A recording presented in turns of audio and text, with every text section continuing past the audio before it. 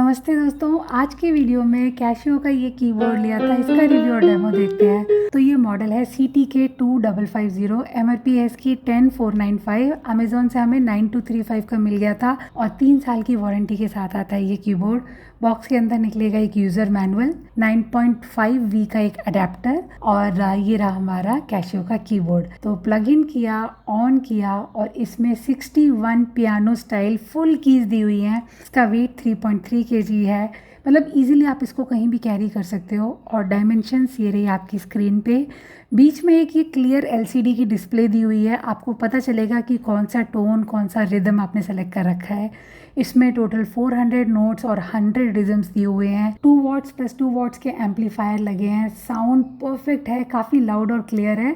और ये कैशियो की कोर्डाना प्ले ऐप के साथ भी कंपेटेबल है। अच्छा, ये प्रोडक्ट घर पे प्रैक्टिस के लिए परफेक्ट है। मेरे बच्चे तो इस पर प्रैक्टिस करके खूब इंजॉय करते हैं।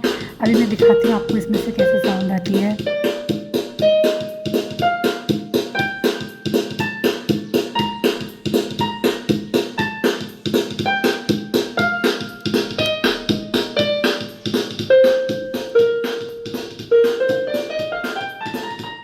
तो अगर आप एक बढ़िया रिलायबल कीबोर्ड ढूंढ रहे हो ना, तो उसको ट्राई करना बनता है। वीडियो पसंद आए तो सब्सक्राइब। बाय।